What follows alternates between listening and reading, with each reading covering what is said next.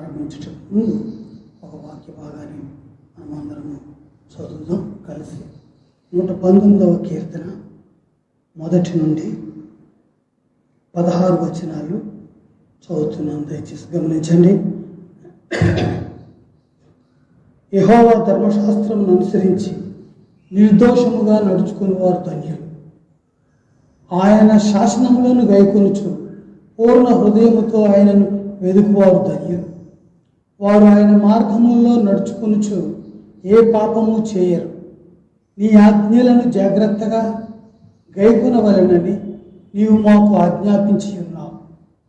ఆహా, నీ కట్టడలను గైకొనున్నట్లు నా ప్రవర్తన స్థిరపడి ఉండిన ఎంత మేలు. నీ ఆజ్ఞలన్నిటినీ నేను లక్ష్యం చేయనప్పుడు నాకు అవమానం కలుగనేరదు.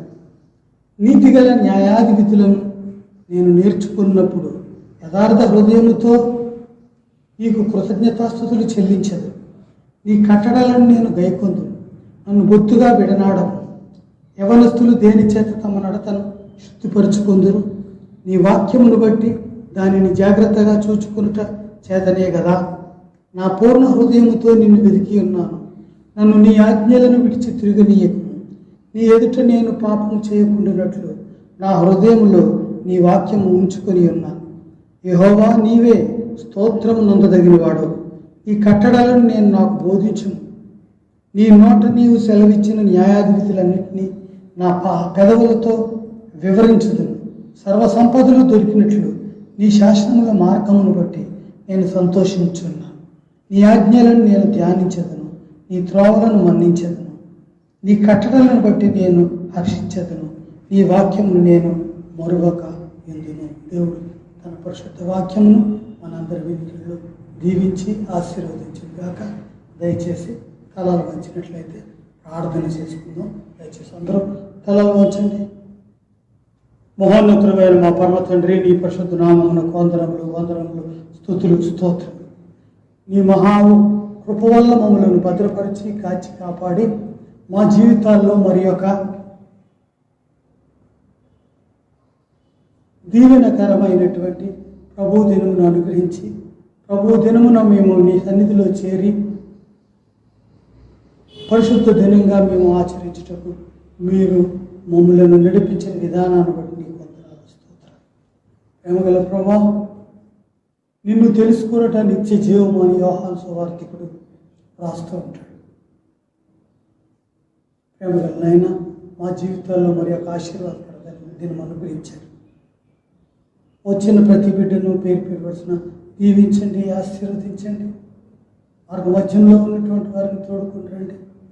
నీ యొక్క సన్నిధిని, వాక్యమును, ప్రార్థనను ఎన్నడూ మమ్మలను విడిచిపోకుండా ఉండగలిగినట్లు చూపించండి. ప్రేమమైన నీకే వందనాలు, స్తోత్రాలు. ఈ సమయంలో ప్రభా, భారభరిత హృదయాలతో మీ సన్నిధికి వచ్చాం.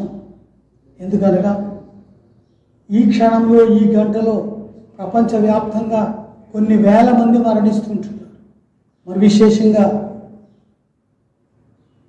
కరోనా వైరస్ అనేటువంటి భయంకరమైన అంటువ్యాధిగా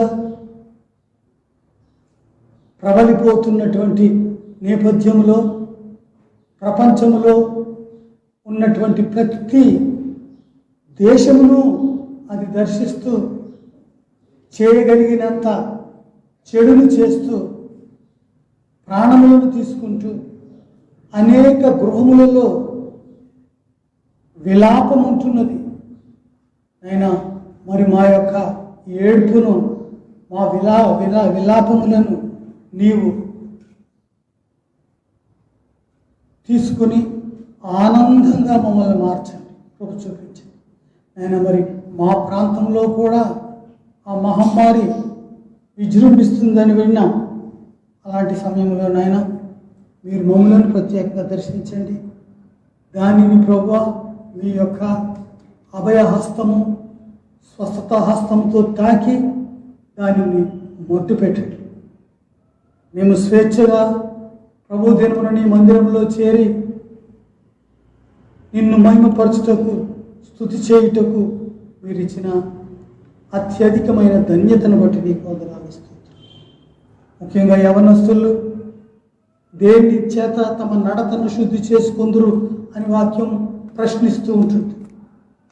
నేను మరి ప్రపంచవ్యాప్తంగా ఉన్నటువంటి సంఘములు, ఆరాధనలు, సేవకులు, కాపరులు, అపోస్తులు, ప్రవక్తలు, సువార్థికులు అందరినీ దర్శించండి, దీవించండి, ఆశీర్వదించండి. నీ రాకడ ఎప్పుడు వస్తుంది అని ఎదురు చూస్తూ ఉన్నటువంటి సమయంలో రాకడకు సంబంధించినటువంటి ప్రతి ప్రవచనము నెరవేరి ఉంటున్నది. 3వ మారు నీ మందిర నిర్మాణ ప్రణాళికలను సిద్ధపరిచారు, కట్టుటకు ఆయత్తపడుచు ఉంటున్నారు. ఇది ప్రధానమైనటువంటి ప్రవచనం. నీవు వచ్చుట అయినా నీవు వచ్చినప్పుడు మేము నీతో కలిసి నీవు మా కొరకు సిద్ధపరిచిన స్థలములలో ఉండునట్లు మమ్మల్ని కృప చూపించింది.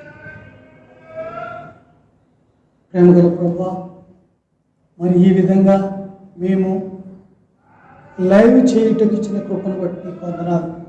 నీ చిత్తమైతే త్వరలో ప్రభువా ఆటంకములను, లాక్డౌన్లను, నిర్బంధములను తీసివేసి నీ పాద సన్నిధిలో చేరి నీ పాదముల యొక్క సాగిలపడి మొక్కి నిన్ను ఆరాధిస్తూ నిన్ను మహిమపరుస్తూ ఇచ్చిన కృపను బట్టి నీకు వందనాలు.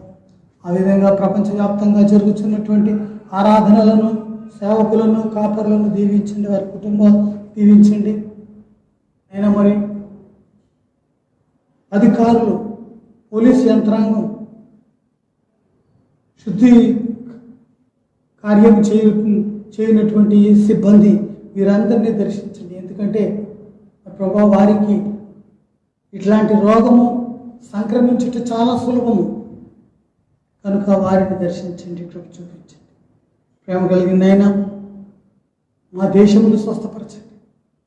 నా పేరు పెట్టబడిన నా జనులు తమ చెడు మార్గములను విసర్జించి తమ పాపములను ఒప్పుకొని నా యొద్దకు వచ్చి ప్రార్థించిన ఎడల నేను వారి దేశమును స్వస్థపరచుదును అన్నాడు. ఈనాడు ప్రభువా క్రైస్తవ విశ్వాసులమైనటువంటి మమ్ములను ప్రతి ఒక్కరిని ఏర్పరుచుకున్నారు. ప్రతి ఒక్కరికి సువార్త భారం పెట్టి ఉంటున్నారు. రక్షణ పొందేటువంటి అవకాశాన్ని అనుగ్రహిస్తూ ఉంటున్నారు. సద్వినియోగం చేసుకున్నట్టుకు సిద్ధపరచండి, కృప చూపించండి. నేను ఈ ఆరాధన ఆరంభము నుండి అంతం వరకు మీరే మా మధ్య ఉండి మా యొక్క స్తుతులను, ఆరాధనలను స్వీకరించి మమ్ములను ఆది నుంచి అంతం వరకు ఉండి కాచి కాపాడి సంరక్షించవలసింది మా ప్రభువును ప్రియరక్షకుడైన యేసుక్రీస్తు పరిశుద్ధ నామమున మిక్కిలి వినయముతో ప్రార్థించి వేడుకొంచున్నాం తండ్రి. ఆమేన్. ఆమేన్. జీవనగానం నుండి పాట సంఖ్య 1, ఆకాశవాసులారా యెహోవాను స్తుతించుడి అనే పాట పాడుకుంటూ దేవుని ఆరాధిద్దాం. పాట సంఖ్య 1 జీవనగానం నుండి. ఆకాశవాసులారా యెహోవాను స్తుతించుడి, ఉన్నత స్థలముల నివాసులారా యెహోవాను స్తుతించుడి. హల్లెలూయా. ఉన్నత స్థలముల నివాసులారా యెహోవాను స్తుతించుడి. ఆకాశవాసులారా యెహోవాను స్తుతించుడి. ఆయన దూతలారా మరియు ఆయన సైన్యములారా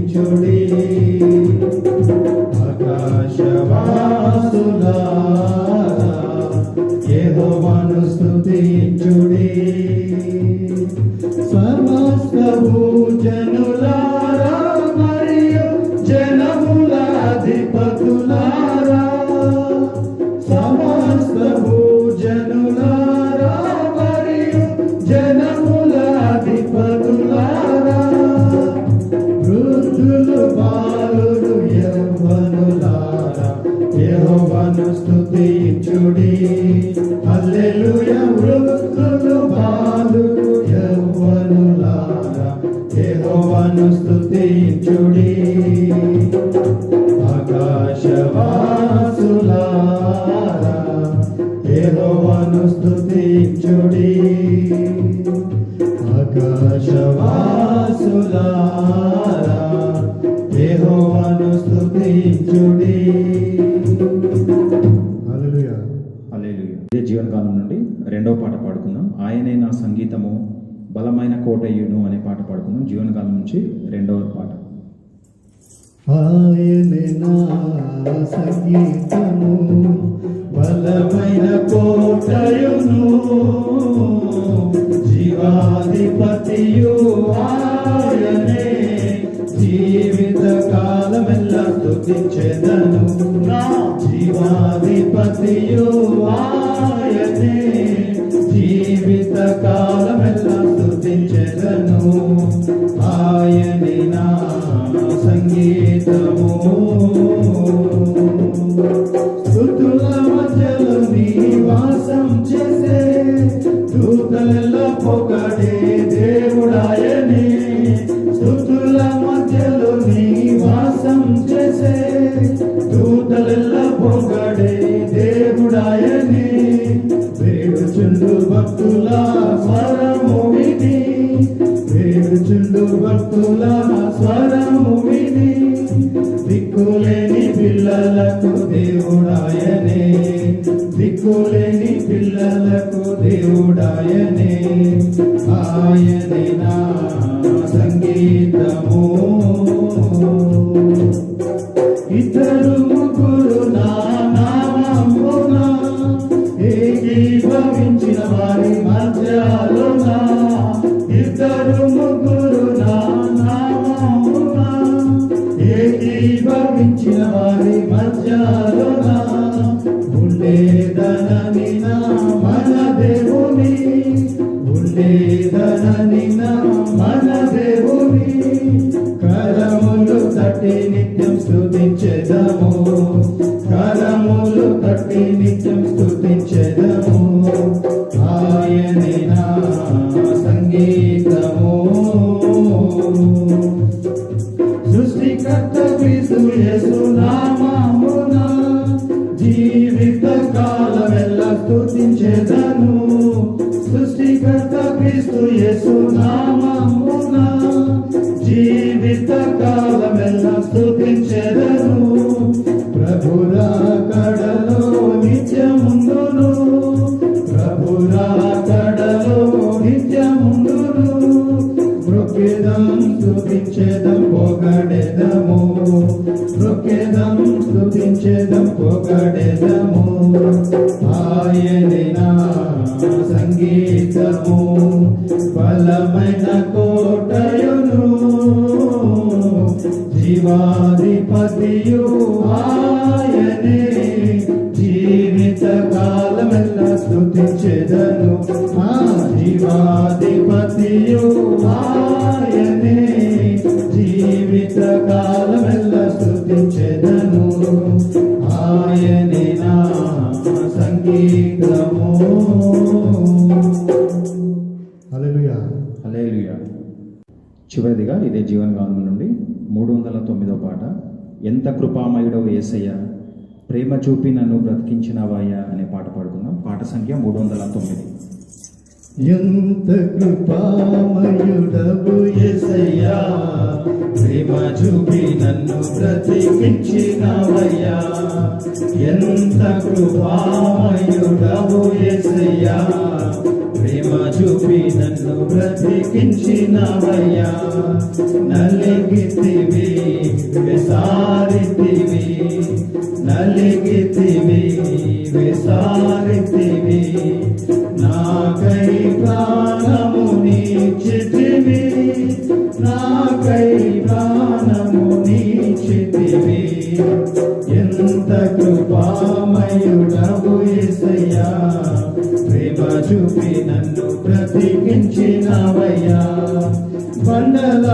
లాంటిది నాదు మొండి హృదయం, ఎండిపోయినా నాదు పాప జీవితం. బండ లాంటిది నాదు మొండి హృదయం, ఎండిపోయినా నాదు పాప జీవితం. మార్చితివి నీ స్వాస్థ్యముగా, మార్చితివి నీ స్వాస్థ్యముగా. ఇచ్చినావు మెత్తనైన కొత్త హృదయం, ఇచ్చినావు మెత్తనైన కొత్త హృదయం. ఎంత కృపామయుడవు యేసయ్యా, ప్రేమ చూపి నన్ను బ్రతికించినవయ్యా. ఎంత కృపామయుడవు యేసయ్యా, ప్రేమ చూపి నన్ను బ్రతికించినవయ్యా. వ్యాధి బాధలందు నేను కృంగియుండగా, ఆదరించెను నీ వాక్యము నన్ను. వ్యాధి బాధలందు నేను కృంగియుండగా, ఆదరించెను నీ వాక్యము నన్ను. స్వస్థపరిచెను నీ హస్తము నన్ను, స్వస్థపరిచెను నీ హస్తము నన్ను.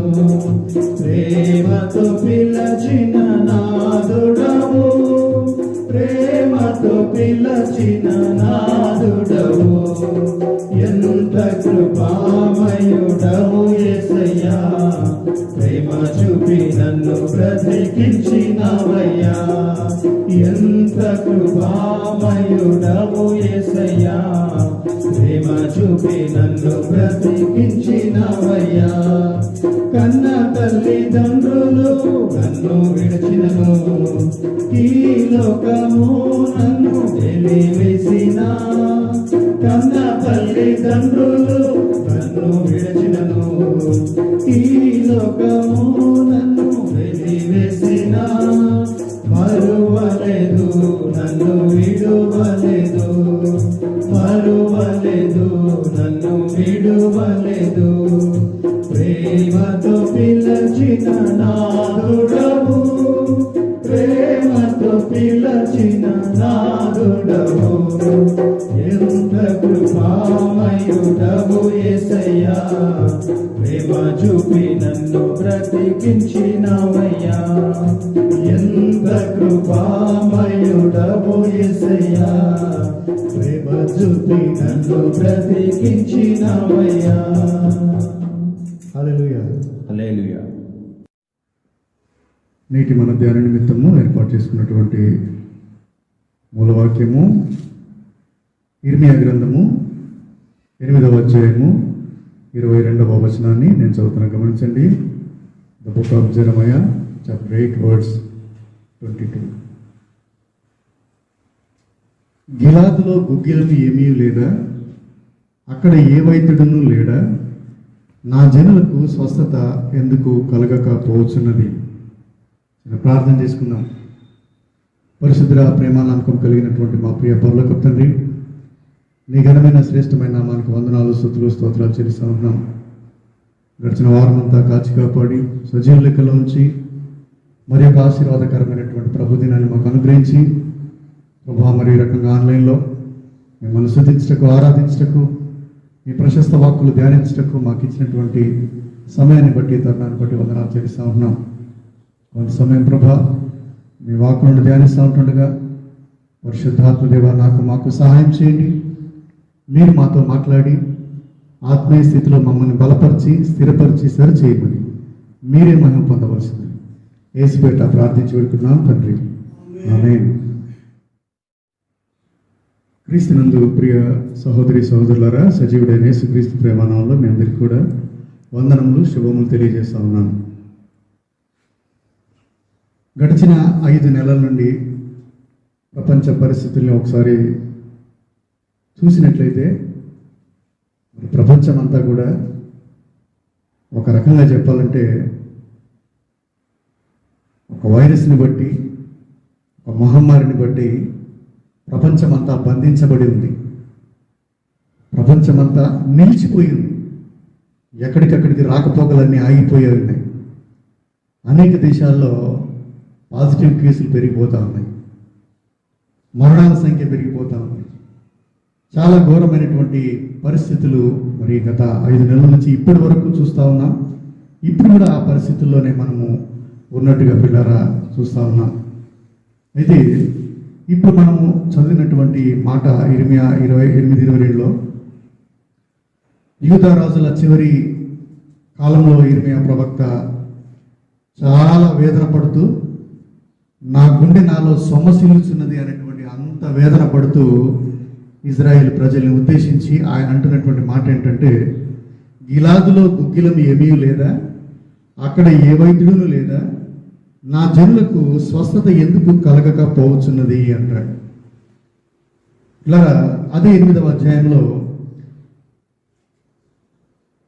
దేవుడికి విరోధముగా, ఆయనకు విరోధముగా మనము పాపము చేసినందున మన దేవుడైన యెహోవా మనకు విష జలమును త్రాగించుచున్నాడు. 8, 14, 15 వచనాల్లో మనము సమాధానము కొరకు కనిపెట్టుచున్నాము కానీ మేలేమియు రాదాయను, క్షేమము కొరకు కనిపెట్టుచున్నాము కానీ భీతియే కలుగుచున్నది అని చెప్పుదురు అనేటువంటి మాట చూస్తూ ఉంటారు. ఇశ్రాయేలు జీవితంలో విపరీతమైనటువంటి పాపము, విగ్రహారాధన ఆ కాలంలో పెరిగిపోయింది. దేవునికి ఆయాసకరంగా వారు జీవిస్తూ ఉన్నారు, అవిధేయత చూపుతూ జీవిస్తూ ఉన్నారు.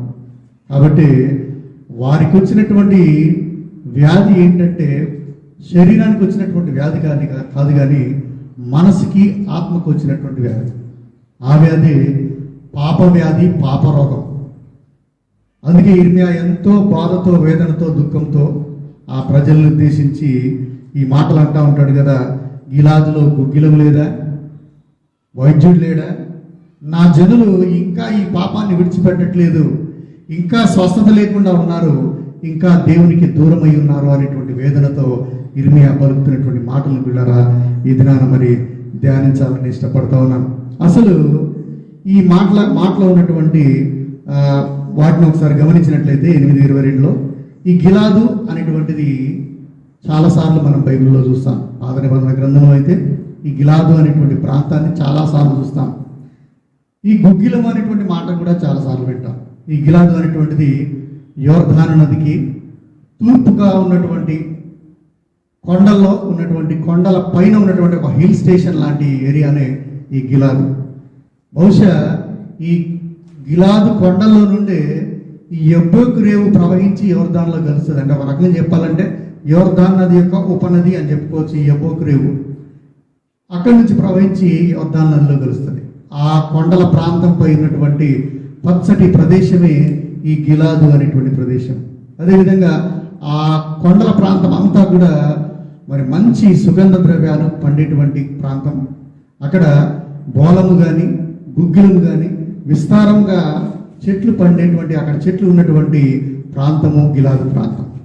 ఈ గిలాదు ప్రాంతం నుండి ఎక్స్పోర్ట్ చాలా జరుగుతుంది ఈజిప్ట్ దేశానికి కానీ, ఇక్కడ ఉన్నటువంటి కానానికి కానీ. ప్రస్తుతాన్ని చూసినట్లయితే మన దేశంలో కూడా ఈ గుగ్గిలం అనేటువంటిది దొరుకుతుంది. చాలామందికి గుగ్గిలం అనేటువంటిది తెలియకపోవచ్చు. ఇంగ్లీష్ బైబిల్లో అయితే దాన్ని బామ్ అనేటువంటి మాట రాశారు. ఇది బల్సం అనేటువంటి చెట్టుకు ఏదైనా గాయం జరిగినా, లేకపోతే అక్కడక్కడ జిగురులాగా స్రవించి ఎండిపోద్ది. బాల్స్ లాగా ఉన్నటువంటి గుండ్రటి గమ్ లాంటి, జిగురు లాంటి పదార్థమే గుగ్గిలం. ఈ గుగ్గిలము ఇప్పుడు మన ఇండియాలో కూడా చాలామంది ఈ గుగ్గిలాన్ని కూడా మరి ఇళ్లలో మన దీనిలాగా ధూపం వేసినట్టు వేస్తూ ఉంటారు. సాంబ్రాణి పొగ వేసినట్టు గుగ్గిలం పొగ కూడా వేసుకునే వారు కొంతమంది ఉంటారు. అయితే ఈ గుగ్గిలపు ఈ గమ్ముని వేడి చేసి దీన్ని మరి పలచగా చేసి ఎటువంటి గాయం పైన పెట్టినా కూడా ఆ గాయం త్వరగా నయమైనటువంటి మంచి యాంటీబాడీస్ ఉన్నటువంటి యొక్క అదే ఆ గుగ్గిలం. కాబట్టి అక్కడి నుంచి అనేక ప్రాంతాలకు ఎక్స్పోర్ట్ అయ్యేటువంటిది ఈ గుగ్గిలంగా మనం చూస్తాం. అయితే ఈ గిలాదు అనేటువంటి ప్రాంతం కూడా బైబిల్లో చాలాసార్లు చూస్తాం. ఈ ప్రాంతానికి ఉన్నటువంటి ప్రత్యేకత మొదట నేను మీకు చెప్పిన తర్వాత ముందుకెళ్తాం. ఆదికాండము 31వ అధ్యాయము, ఆదికాండము 31వ అధ్యాయము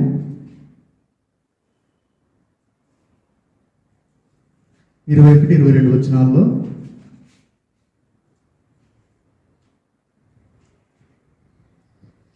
ముప్పై 21-22 వచనాలు.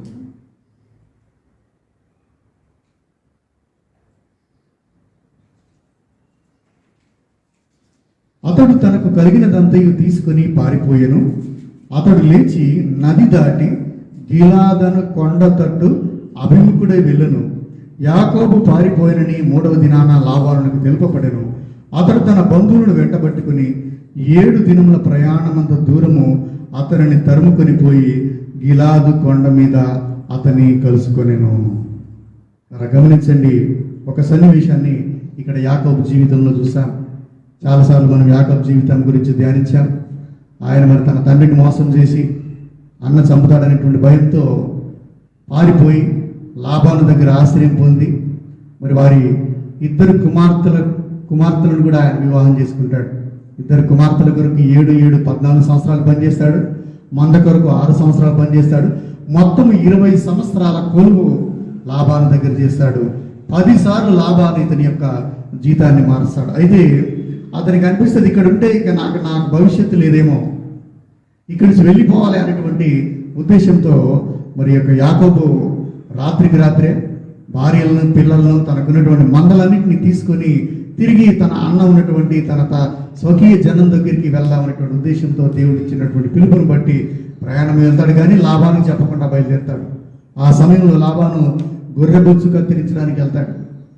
ఆయన వచ్చిన 3 దినాలకు అర్థమైంది ఇక్కడ ఉన్నటువంటి యాకోబు కానీ మరి ఆ పిల్లలందరూ వెళ్ళిపోయారనేటువంటి విషయం తెలిసిన తర్వాత వారిని వెంబడిస్తూ వార ప్రయాణం చేసిన తర్వాత ఎక్కడ చేరుకుంటారంటే ఈ గిలాదు కొండ పైన అప్పటికే యాకోబు తన గుడారాలు వేసుకొని అక్కడ ఉంటాడు. అప్పుడు ఈ లాబాను వచ్చి వారితో కలుసుకొని అక్కడ గుడారాలు వేసుకొని వారిద్దరి మధ్య చాలా మాటలు జరుగుతాయి. నాకు చెప్పకుండా వచ్చావు, నీవు తీసుకొచ్చినటువంటి ఈ పిల్లలు కానీ ఈ కుమార్తెలు కానీ ఈ కుమారులు కానీ ఈ మందంతా నాదే అనే రకంగా మరి లాబాను మాట్లాడుట, ఆ రకంగా వారిద్దరు మాట్లాడుకున్న తర్వాత పిల్లరా ఆ కొండపై ఇద్దరు కలిసి ఒక సమాధానానికి వస్తారు, ఒక నిబంధనకు వస్తారు. ఆ నిబంధన పిల్లలు చూడండి, మరి ఇదే 31వ అధ్యాయము 48వ వచనంలో చూస్తాం.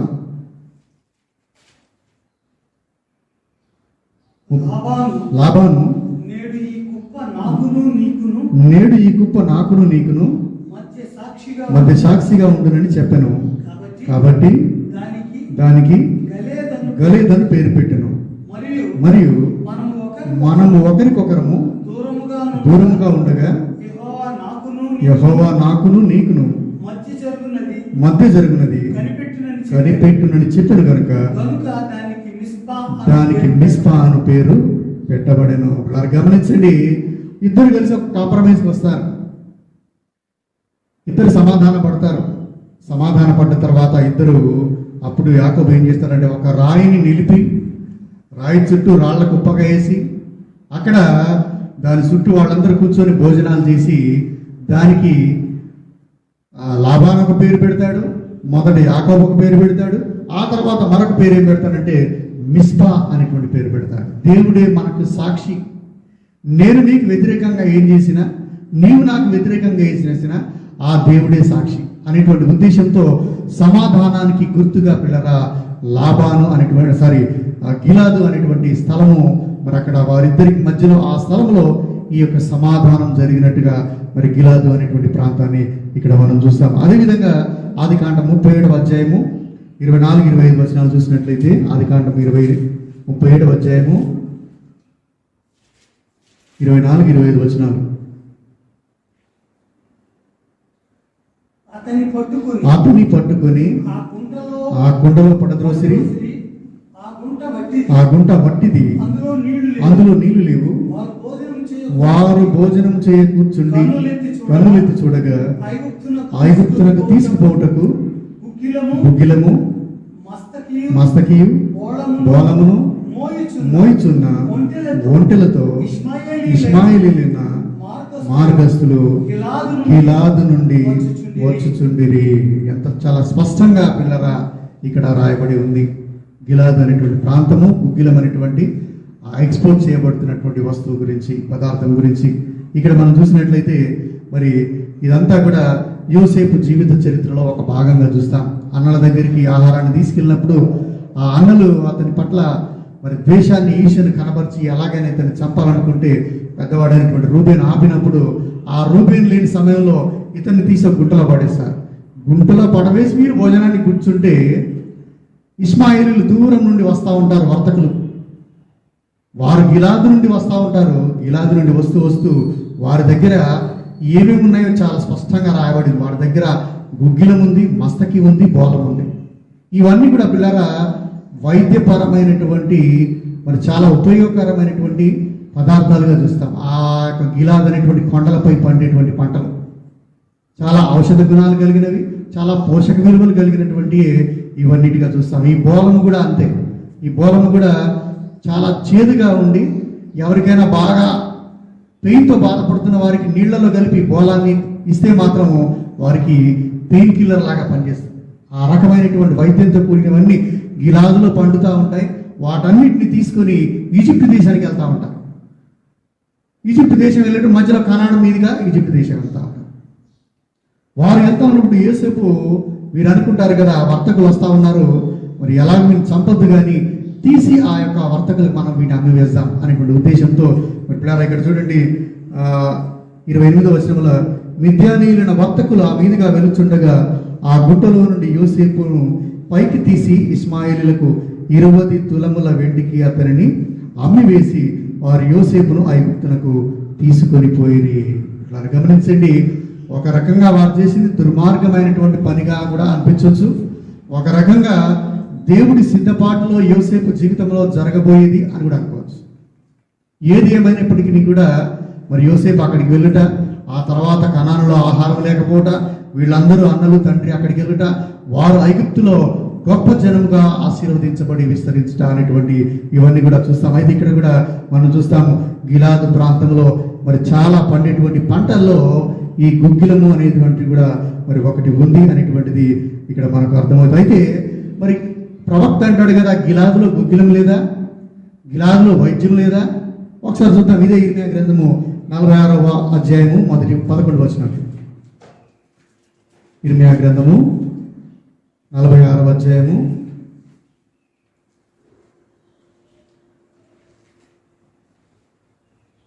11 వచనం.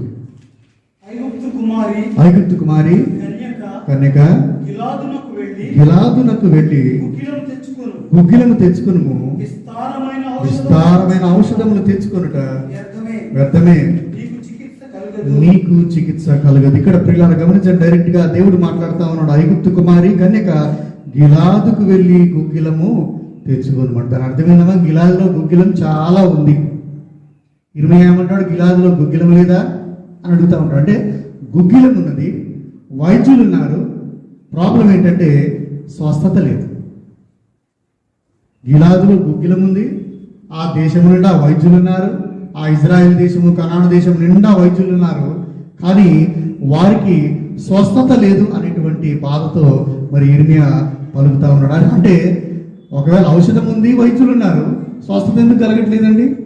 ఎందుకు కలగట్లేదు అంటే వారికి వచ్చినటువంటి రోగం ప్రియులారా అది పాప రోగమై ఉన్నది, అది హృదయానికి పట్టిన రోగం, అది మనస్సు పట్టిన రోగం. కాబట్టి అక్కడ గుగ్గిలమున్నా, అక్కడ డాక్టర్లున్నా, వైద్యులున్నా వారి జీవితాల్లో మారు మనసు లేని పరిస్థితి, వారి జీవితంలో మార్పు లేని పరిస్థితి, వారి జీవితంలో దేవుడి తట్టు తిరగలేని దుర్భరమైన పరిస్థితిలో విగ్రహారాధికులు వారు దిగజారుతుంటే ఇర్మియా అంటాడు గిలాదులో గుగ్గిలం లేదా అని చాలా వేదన పడుతూ అంటాడు. ఇలా మీరు గమనించండి,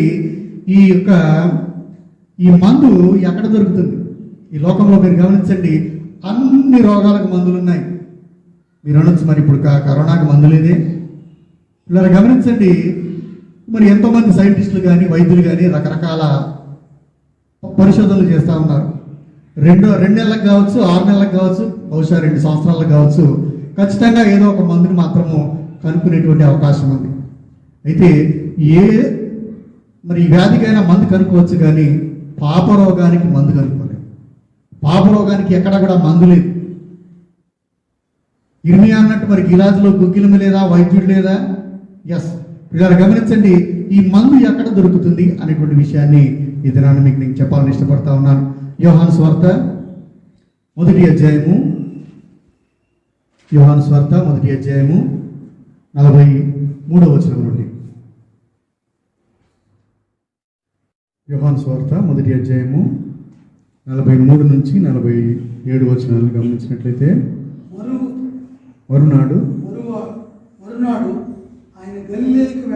ఆయన గలిలయకు వెళ్ళగోరి ఫిలిప్పును కనుగొని ఫిలిప్పును కనుగొని నన్ను వెంబడించుమని అతనితో చెప్పాను. ఫిలిప్పు బేత్సయిదా వాడు అనగా అంద్రేయ పేతురు అని వారి పట్టణపు కాపురస్తుడు. ఫిలిప్పు నతనీయులను కనుకొని ధర్మశాస్త్రములో మోషేయు ఎవరిని కూర్చి రాసిరో ఆయనను కనుగొంటి. ఆయన యోసేపు కుమారుడైన నజరేయుడగు యేసు అని అతనితో చెప్పాను. అందుకు నతనీయులు నజరేతులో నుండి మంచిదేదైనా రాగలదా అని అతనిని అడుగగా వచ్చి చూడమని ఫిలిప్పు అతనితో అనెను అనేటువంటి మాట చూస్తాం. ఇలా గమనించండి, మరి యేసు ప్రభుల వారి జీవితంలో 30 సంవత్సరాల కాలము తల్లిదండ్రులకు విధేయత చూపుతూ వారి యొద్ద ఉండిన తర్వాత, మరి 30 సంవత్సరాల వయసు తర్వాత బాప్తిస్మ తీసుకొని ప్రభుల వారు ఆయన పరిచర్యని స్టార్ట్ చేసిన తర్వాత మరి శిష్యుల్ని ఆయన ఒక్కొక్కరిగా పిలుస్తూ ఉంటాడు. ఫిలిప్పును కూడా ప్రభువు పిలిచినప్పుడు మరునాడు ఆయన గలిలయకు వెళ్ళగోరి ఫిలిప్పును కనుగొని నన్ను వెంబడించమని అతనితో చెప్పెను అని మాట చూస్తాం. ఫిలిప్పుతో ప్రభు అంటాడు, నన్ను వెంబడించు అని ఫిలిప్పుతో మాట్లాడిన తర్వాత, ఫిలిప్పు జీవితంలో ఫిలిప్పు ఏం చేస్తాడంటే, ప్రభు పిలిచిన తర్వాత, ప్రభు మాట్లాడిన తర్వాత ప్రభువును వెంబడించక, ప్రభు మాటకు లోబడక ఆయన మొదట చేసినటువంటి పని ఏంటంటే, మనుషుల దగ్గరికి వెళ్తాడు. వేరే వ్యక్తి దగ్గరికి వెళ్ళి ఈయన మాట్లాడుతున్నటువంటి మాట ఏంటంటే, ఫిలిప్పు నతనీయులను కనుగొని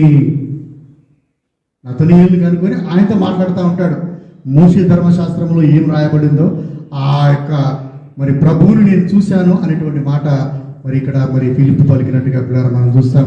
గమనించండి, దేవుడు మనతో మాట్లాడినప్పుడు అది వాక్యం ద్వారా కావచ్చు, దైవజనుల ప్రసంగం ద్వారా కావచ్చు, ప్రార్థన ద్వారా కావచ్చు, స్వప్నం ద్వారా కావచ్చు, ఏ రకంగానే కావచ్చు.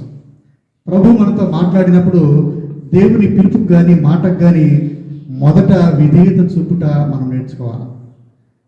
ఫిలిప్పు జీవితంలో ఆయన పిలిచినవేమంటే యేసు ప్రభువులను వెంబడించలే కానీ ఆయన నతానీయుల దగ్గరికి వెళ్ళాడు, నతానీయుల్ని కలిశాడు. అంటే ఇది ఒక రకమైనటువంటి పిలిచిన పిలుపుకి మొదట విధేయత చూపక ఆ తర్వాత విధేయత చూపించినట్టుగా మనకు అనిపిస్తూ ఉంటుంది. కొందరి జీవితాల్లో కూడా మరి పాత నిబంధన గ్రంథాన్ని అంతా చూస్తే ఆది కాండం నుండి కూడా మొదటి సమూయేలు గ్రంథం వరకు దేవుడు ప్రవక్తలతోని కానీ మరి తాను ఏర్పరచుకున్నటువంటి వ్యక్తులతో ముఖాముఖిగా మాట్లాడేవాడు. అబ్రహాముతో మాట్లాడిన దేవుడు, మరి మోషే వరకు కూడా అందరితో ముఖాముఖిగా మాట్లాడినటువంటి దేవుడు మొదటి సమూయేలు గ్రంథం వచ్చేసరికి మరి ప్రవక్త అయినటువంటి యాజకుడు అయినటువంటి ఏలీ ఉన్నటువంటి కాలంలో ఆయన మాట్లాడుట అరుదు అనేటువంటి మాట చూస్తాం. దేవుడి మాటలు డైరెక్ట్గా రావడం లేదు. ఇలా గమనించండి, ఎందుకు దేవుడి మాటలు డైరెక్ట్గా రావట్లేదంటే, ఎప్పుడైతే చాలాసార్లు దేవుడు మాట్లాడినా, చాలాసార్లు దేవుడు గద్దించినా, మనుషుడు లోబడక దేవుడికి అవిధేయతగా ఎప్పుడైతే జీవిస్తూ పాపంలో పడిపోతా ఉంటాడో, ఇక దేవుడి స్వరము వినబడుట ఆగిపోయిన పరిస్థితి. ఇక్కడ కూడా ఈ కాలంలో మొదటి సమూయేలు వరకు కూడా అందరితో మాట్లాడినటువంటి దేవుడు మరి మొదటి సమూయేలు ఏలీ ప్రవక్త దగ్గరికి వచ్చేసరికి ఆయన స్వరం ఎవరికి వినబడట చాలా సంవత్సరాలు అవుతుంది. ఆ తర్వాత పిల్లరా మరి మరి మరి సమూయేలు ప్రవక్త దేవుని యొక్క స్వరాన్ని వినుట ఆ దినాల్లో మనం చూస్తాం. కాబట్టి దేవుడు మనతో మాట్లాడినప్పుడు ఆయన స్వరానికి పిలుపుకి లోబడిన వారమై మన జీవితాన్ని సరిచేసుకునే వారిగా ఉండాలి.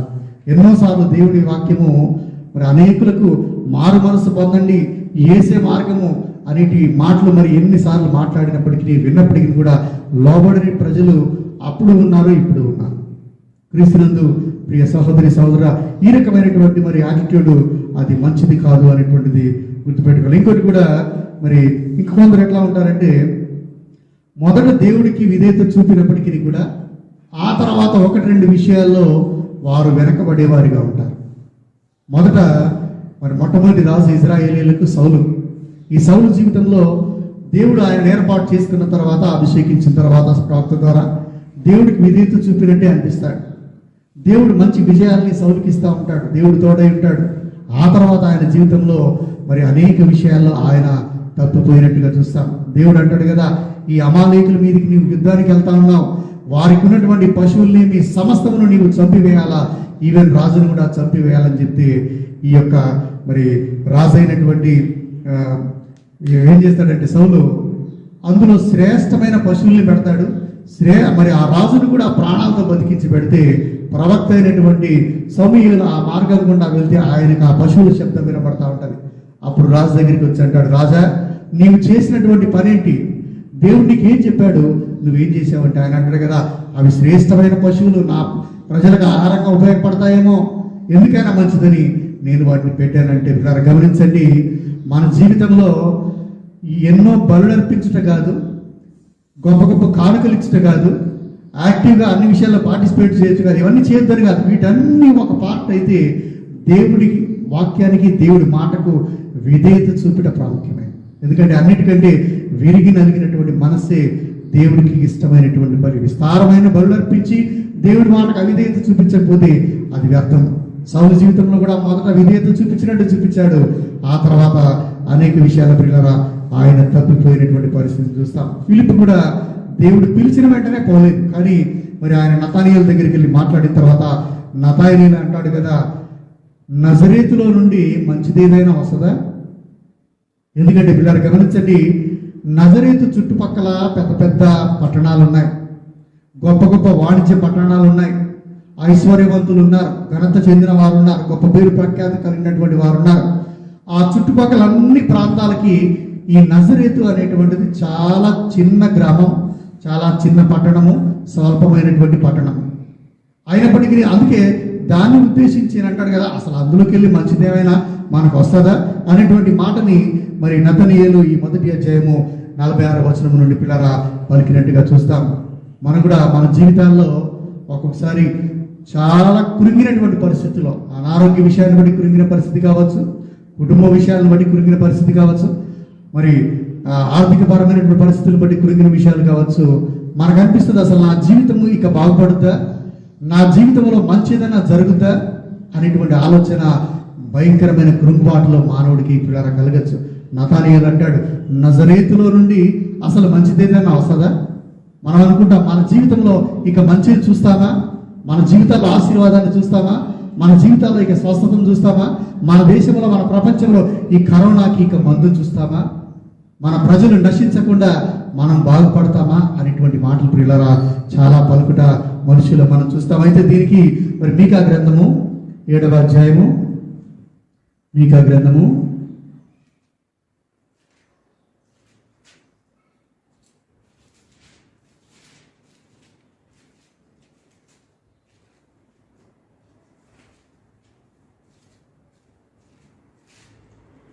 7వ అధ్యాయము 8వ వచనం.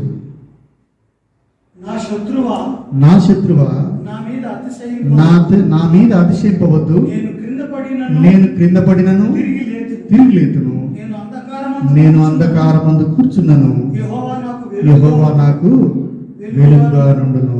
హల్లెలూయా.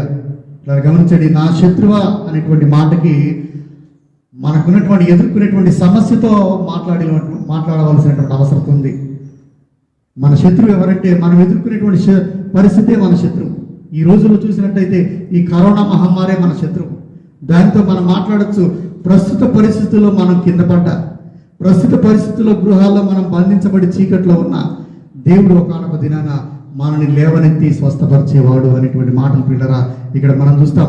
ఎందుకంటే అనేక సందర్భాల్లో మరి యేసు ప్రభుల వారు కానీ ఆయన నేర్పించినటువంటి బోధన ఎట్లా చూస్తామంటే ఆయన కొండతో మాట్లాడినట్టు, ఆయన చెట్టుతో మాట్లాడినట్టు చూస్తాం.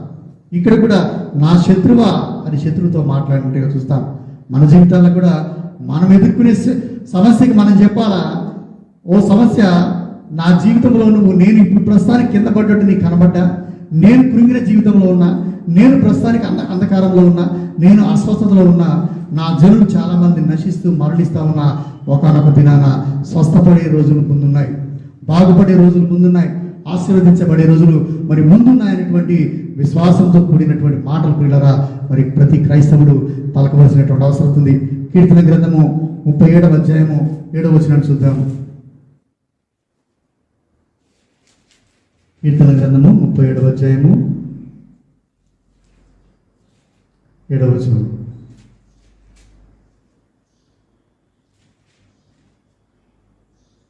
యెహోవా ఎదుట యెహోవా ఎదుట మౌనంగా నుండి ఆయన కొరకు కనిపెట్టుము. తన మార్గమున వర్ధిల్లు వర్ధిల్లు వారిని చూచి వ్యసనపడకము. దురాలోచనలు నెరవేర్చుకుని వారిని చూచి వ్యసనపడకు. చాలండి. యెహోవా ఎదుట మౌనముగా నుండి ఆయన కొరకు కనిపెట్టుకును. చాలా మంది అంటారు ప్రార్థనలు చేస్తే మరి కొంతమంది క్రైస్తవులు కూడా చనిపోతా ఉన్నారు కదా అని అపహాస్యం చేసేవారు చాలా మంది ఉన్నారు. ఇలా గమనించండి, మన పరిస్థితిని బట్టి అపహాస్యం చేసేవారు, అవహేళన చేసేవారు, అవమానపరిచేవారు చాలా మందిని చుట్టుపక్కల లేకపోతే మన యొక్క సొసైటీలో కనబడేటప్పుడు ఒకటే వాక్యం సెలవిస్తూ ఉంది, యెహోవా ఎదుట నీవు మౌనంగా ఉండి ఆయన ఎదుట ప్రార్థన చేస్తూ విశ్వాసంతో కనిపెడతా ఉండు.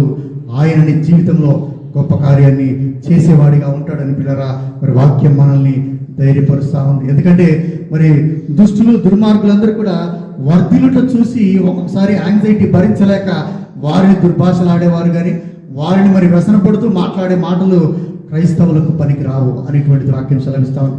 ఒకవేళ దుష్టుడు కొంతకాలము వర్ధిల్లున్నట్టు అనిపించినప్పటికీ, దుష్టుడు బాగుపడ్డట్టు అనిపించినప్పటికీ, దుష్టుడు బాగా ఉన్నట్టు కనబడ్డట్టు వారు మరి గాలికి చెదిరిపోయి పొట్టువలే ఒకేసారి హఠాత్తుగా నశించేవాడిగా ఉంటాడు. దేవుడి యందు నిత్య మరి విశ్వాసం నుంచి బిడ్డలైతే నిత్యము నిలిచి సీయోను కొండవలే ఉంటారు. హల్లెలూయా.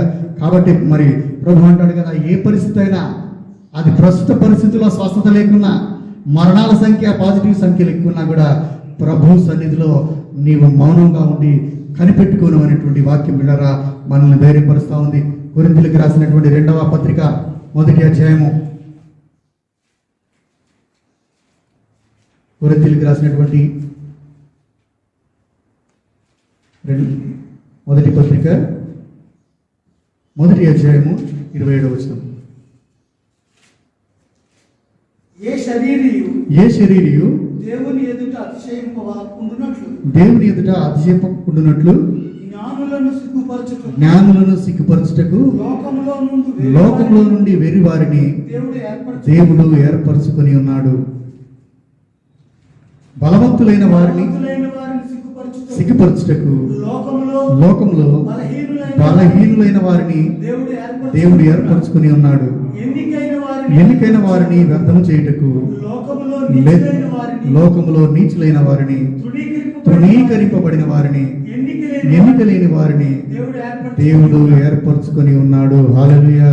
ఇలా గమనించండి, ఒక్కొక్కసారి మనకు అనిపించవచ్చు మన యొక్క పరిస్థితులు చాలా తృణీకరించబడి చాలా నీచమైనటువంటి బలహీనమైనటువంటి స్థితిగతుల్లో నేనున్నానే అనుకోవచ్చు.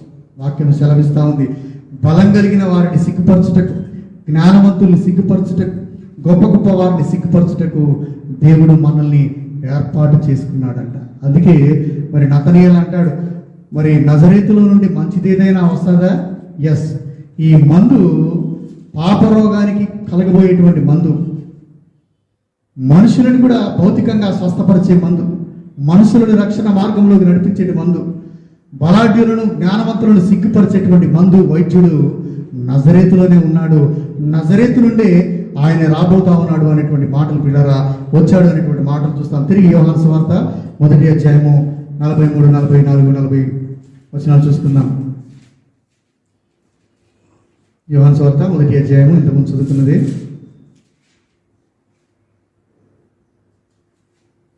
ఫిలిప్పు బెత్సైదా వాడు 46వ వచనం. అందుకు నతనీయులు నజరేతులో నుండి మంచిదేదైనా రాగలదా అని అతను అడగగా వచ్చి చూడమని ఫిలిప్పు అతనితో అనెను. పిల్లలు గమనించండి, నజరేతులో నుండి మంచిదేదైనా వస్తుందంటే ఫిలిప్పు అంటాడు కదా, వచ్చి చూడు. ఆయనే రక్షకుడైనటువంటి యేసు ప్రభుల వారు. మరి దినాన నజరేతు పట్టణాన్ని దర్శించుటకు ప్రపంచంలోని నలుమూలల నుండి ప్రతిదినం కూడా కొన్ని వందల వేల లక్షల మంది మరి ఆ నజరేతు పట్టణానికి వెళ్ళి చూస్తారు. ఎందుకంటే రక్షకుడు ఆ స్థలంలో పెరిగినటువంటి ఊరు.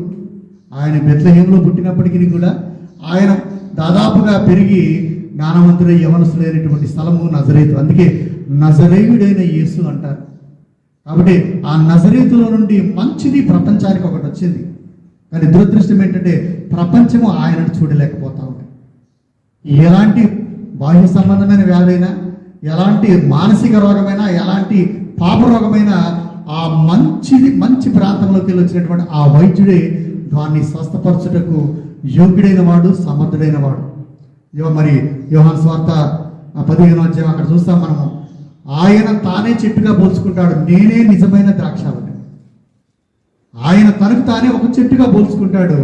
మళ్ళీ యోహాను సువార్త 1వ అధ్యాయంలో చూస్తాం కదా, ఆయనను తనకు తానే వాక్యంగా పోల్చుకుంటాడు. ఆ వాక్యమే శరీరధారి అయి అది నజరేతులో నుండి పిల్లరా లోకమంతటి కొరకు మరి వచ్చినట్టుగా, బయటకు వచ్చినట్టుగా ఇక్కడ మనం చూస్తాం. క్రీస్తునందు ప్రియ సహోదరి సహోదరులరా, భౌతిక స్వస్థత అయినా, మానసిక స్వస్థత అయినా, పాప రోగమైనా సరే దాన్ని స్వస్థపరచువాడు ప్రభువే. మరి దినాన ప్రపంచ పరిస్థితులను చూస్తే చాలా కేసెస్ పెరిగిపోతా ఉన్నాయి. మరి హాస్పిటల్లో వైద్యులు లేరా అండి?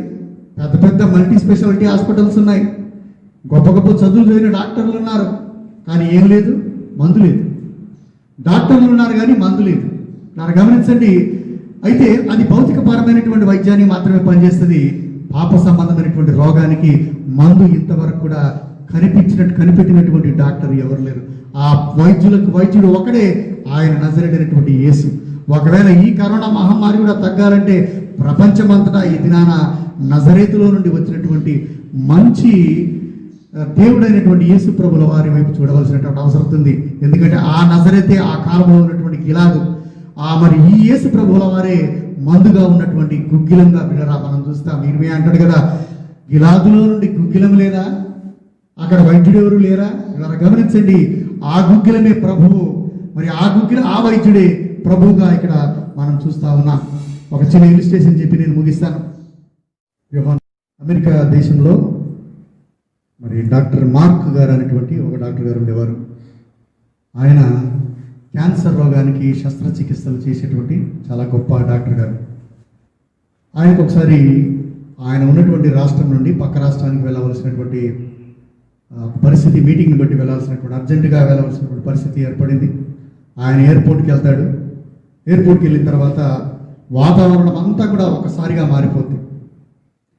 చాలా దట్టమైనటువంటి మేఘాలు, గాలి, ఆ రకంగా తుఫాన్ లాంటి భీకరమైనటువంటి వర్షం స్టార్ట్ అయిన తర్వాత ఈయన ఏదైతే మరి ఫ్లైట్ బుక్ చేసుకున్నాడో ఆ ఫ్లైట్ని ఆ ఎయిర్పోర్ట్ వారు నిలిపివేస్తారు.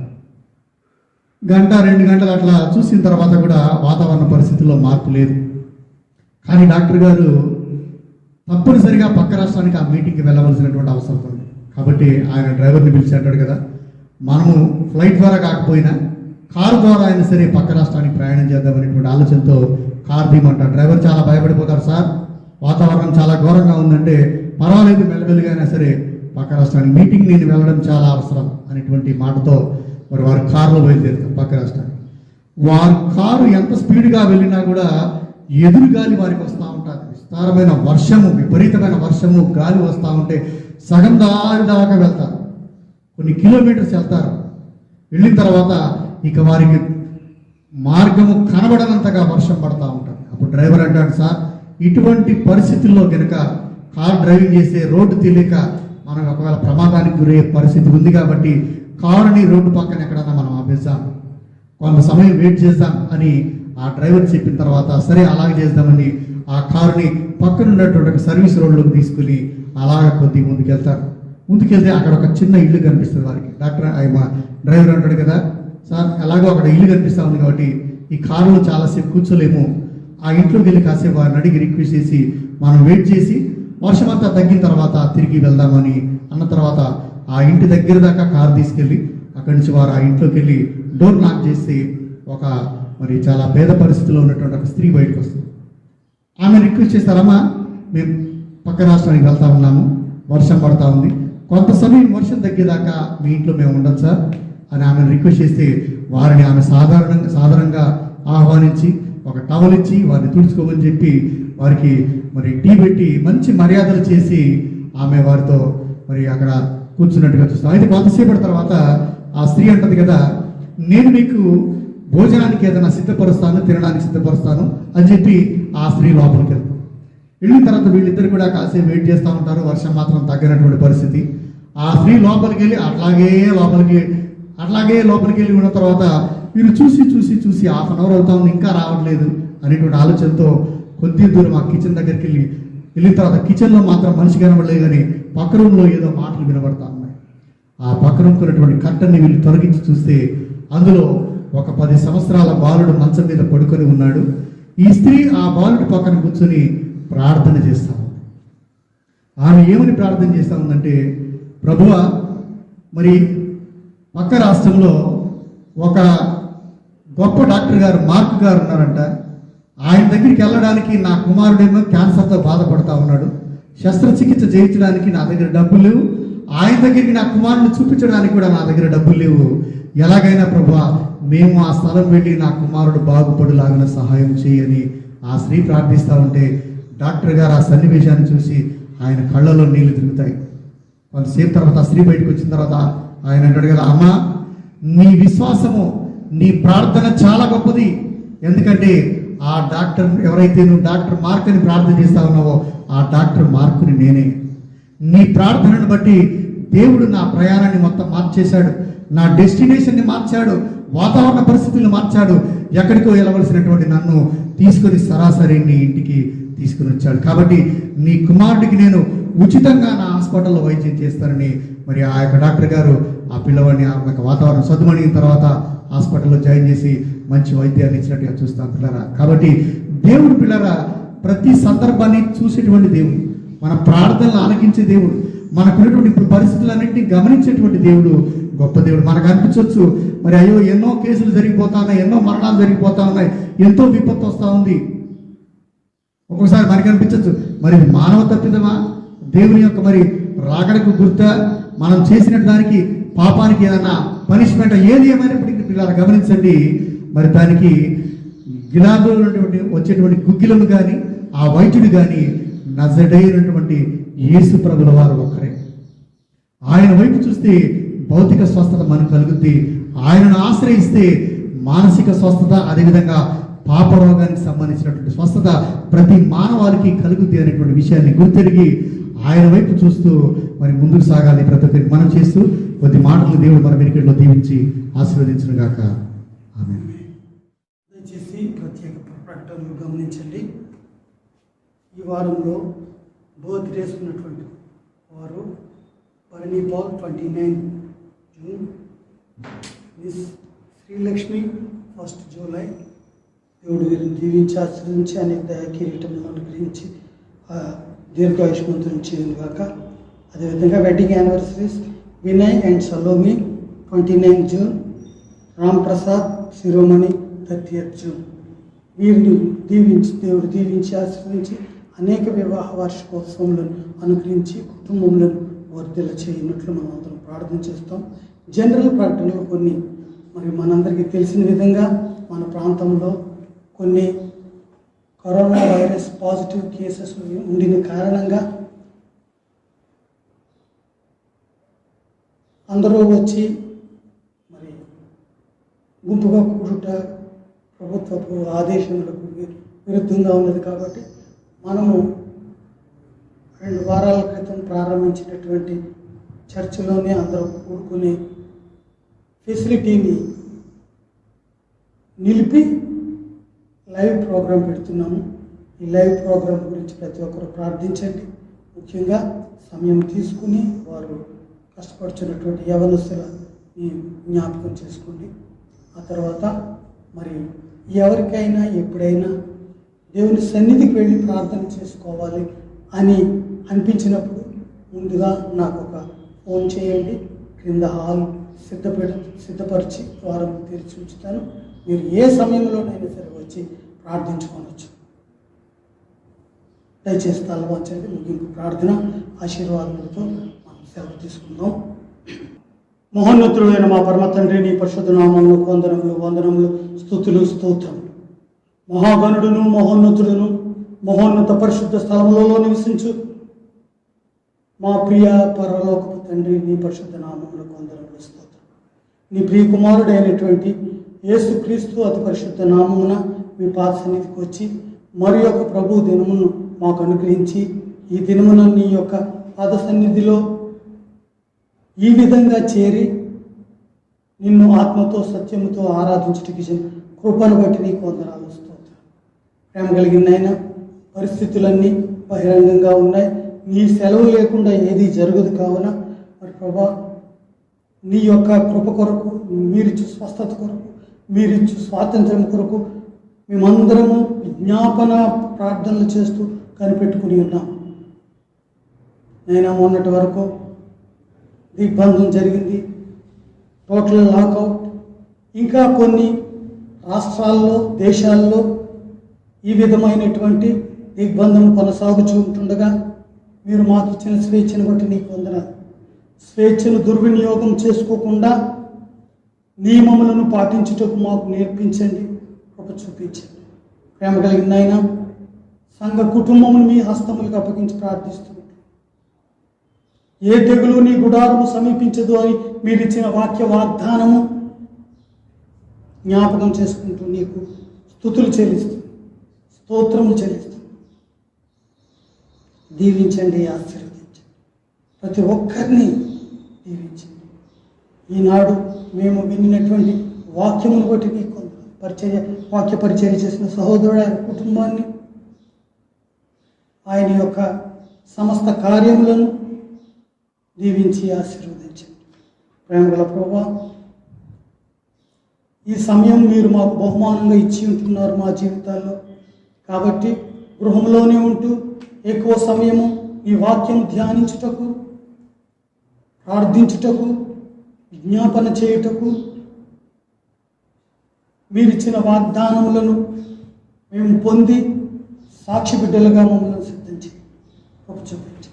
ప్రేమగల ప్రభా, అనారోగ్యంగా ఉండి అప్పటి నుంచో ట్రీట్మెంట్ తీసుకున్నటువంటి హెప్సిబా లివర్ ప్రాబ్లంతో బాధపడుతుంది, ఆమెను దర్శించండి, స్వస్థతను అనుగ్రహించండి. ప్రభా, సీనియర్ సిటిజన్స్ బర్నబాస్ దంపతులను, పాల్రాజ్ దంపతులను దర్శించండి. వారికి ఈ నిర్బంధ సమయంలో ఏ విధమైనటువంటి అవసరతలు లేకుండా మీరే వారి ప్రతి అవసరమును మీ ఐశ్వర్య నామంలో తీర్చండి. ఆయన మరి పరీక్షా ఫలితాలు వచ్చినాయి, ఇంకా ముందుకు చదువుటకు సిద్ధపడుచున్నటువంటి బిడ్డల్ని జ్ఞాపకం చేసుకోండి. ముఖ్యంగా నీట్ ఎగ్జామ్ రాయుటకు లావణ్య, కారుణ్య, శైలిని దర్శించండి. నేను మీ దివ్య జ్ఞానము బిడ్డలకు అనుగ్రహించండి, వారి హృదయ వాంఛలను తీర్చండి. మరి ఆయా ప్రవేశ పరీక్షలకు వారు సిద్ధపడుచుంటుండగా మీ జ్ఞానాన్ని దయచేసి తప్పక జయమును అనుగ్రహించండి. అదేవిధంగా ప్రపంచవ్యాప్తంగా మరణించిన వారి సంఖ్య గంట గంటకు పెరుగుతూ ఉంటుండగా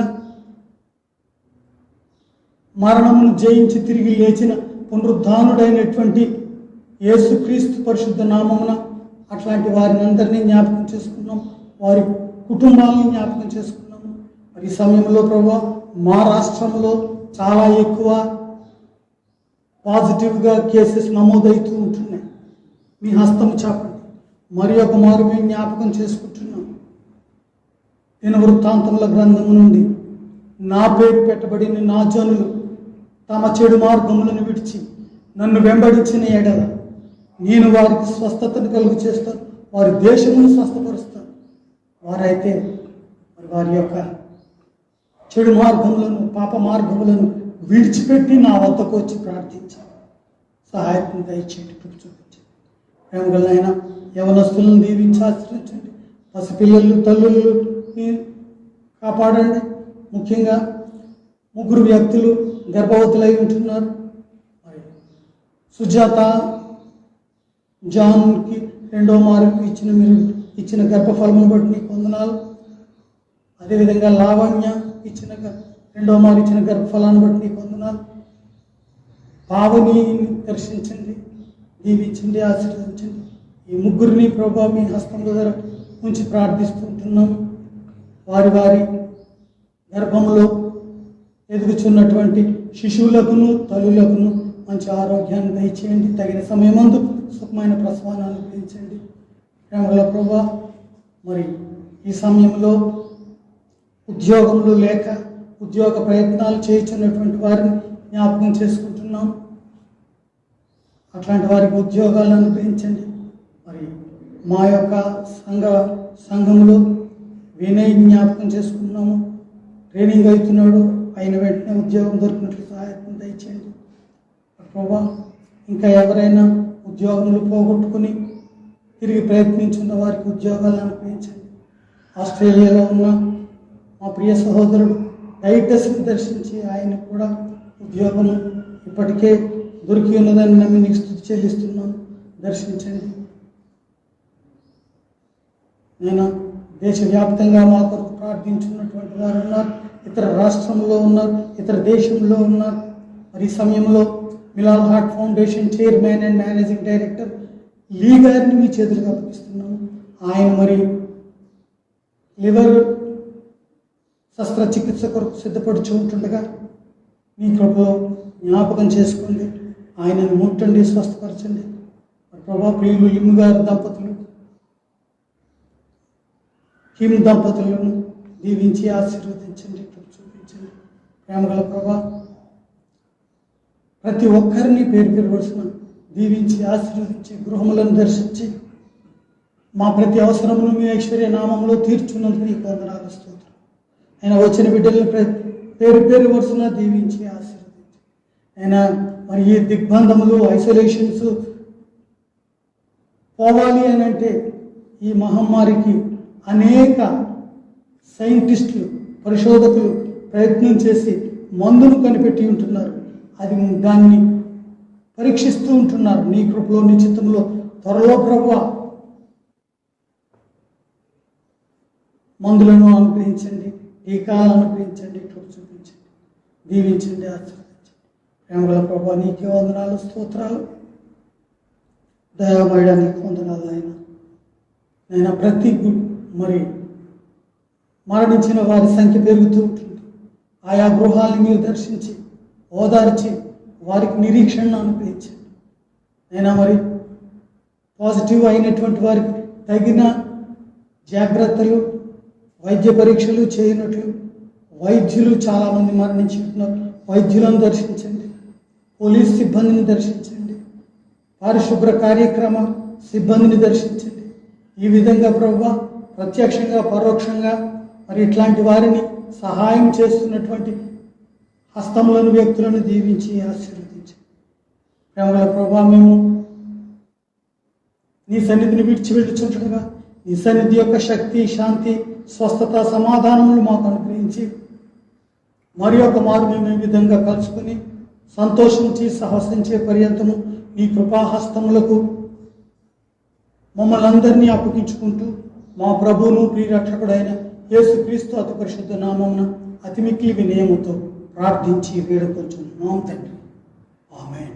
ఇప్పుడు మన ప్రభు అయిన యేసుక్రీస్తు యొక్క కృప, తండ్రి అయిన దేవుని ప్రేమ, పరిశుద్ధాత్మ దేవుని యొక్క అన్యోన్య సహవాసము, కాపుదల, సంరక్షణ, ఆయన ప్రేమించు ప్రియవిడ్లు మరి విశేషంగా ఇప్పుడు వచ్చిన బిడ్డలకు సంఘమంతటికి సదాకాలము తోడై ఉండునుగాక.